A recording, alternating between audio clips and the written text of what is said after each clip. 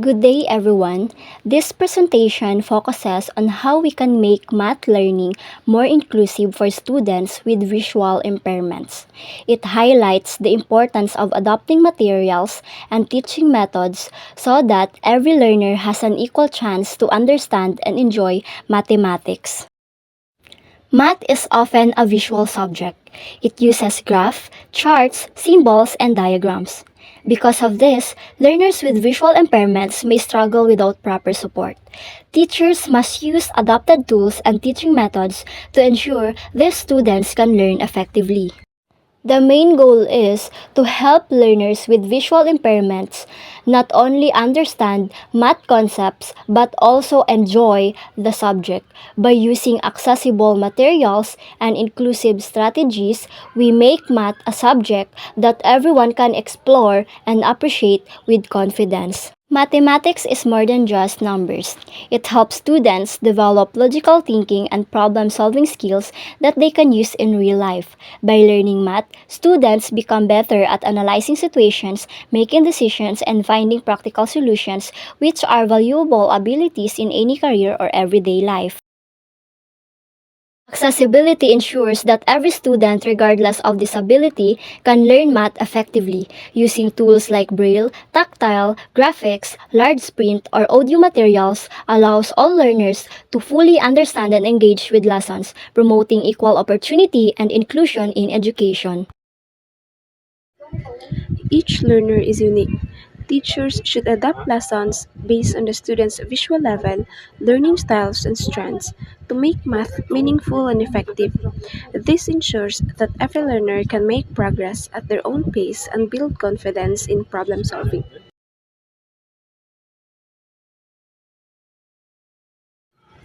Active participation means letting students explore math through touch, discussions, and problem solving so they can fully engage and understand the concepts. This approach turns learning into an interactive experience rather than just listening. Inclusions that ensures visually impaired learners study the same math curriculums as others, with modification that they learn side by side with their peers. It promotes equality and builds a sense of belonging in the classroom. Tactile learning uses raised line drawings, 3D shapes, and tools like abacus to let learners physically feel and understand mathematical ideas. Through touch, they can connect abstract math concepts to real, concrete experience.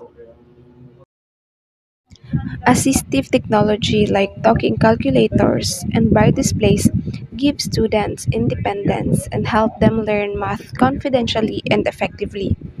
These tools open new opportunities for learners to access lessons without constant assistance.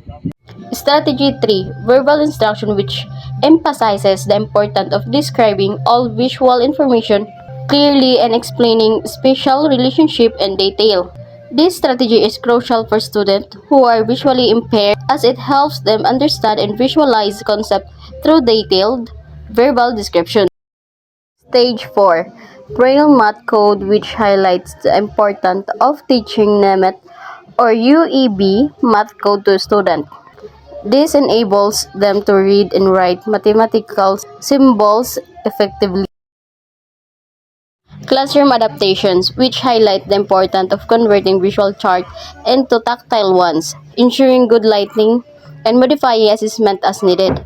In simple terms, the slide is about making the classroom more accessible and fair for students with visual impairments by changing how information is presented, making sure there's enough light, and adjusting. Example fractions. Use tactile pie chart or fraction strips. Let learnings feel and explain 1/2, 1/3, or 1/4 parts. Geometry can be difficult for visually impaired learners because it relies heavily on shapes, diagram, and spatial reasoning. This method helps students build mental images of geometric concepts, improving their spatial understanding even without vision. In short, tactile geometry transforms abstract visual ideas into real untouchable experience. There are real barriers that teachers and schools face when teaching math to visually impaired learners. For example, limited materials, lack of training, time constraints, and technology access. In short, the biggest challenge is balancing inclusivity and practicality, ensuring every learner gets what they need despite limitations.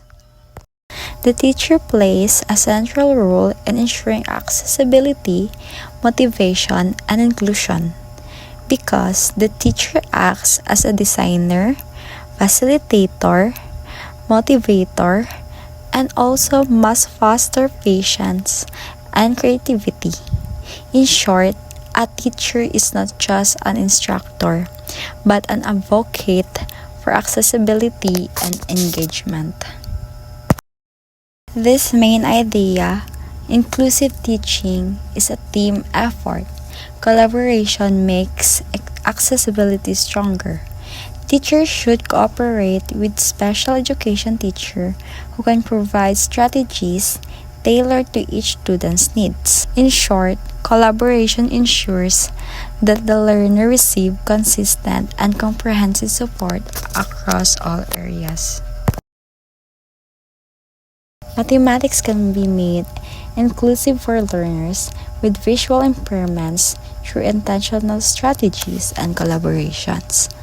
Because by combining accessible materials with innovative teaching methods, math becomes more understandable and enjoyable. Mathematics is for everyone, not just for those who can see, but also for those who can feel, imagine, and explore in their way. We can teach with creativity and compassion. We don't just make math accessible, we make it meaningful. Let's continue to build a classroom where every learner, regardless of ability, has the chance to discover the beauty of mathematics.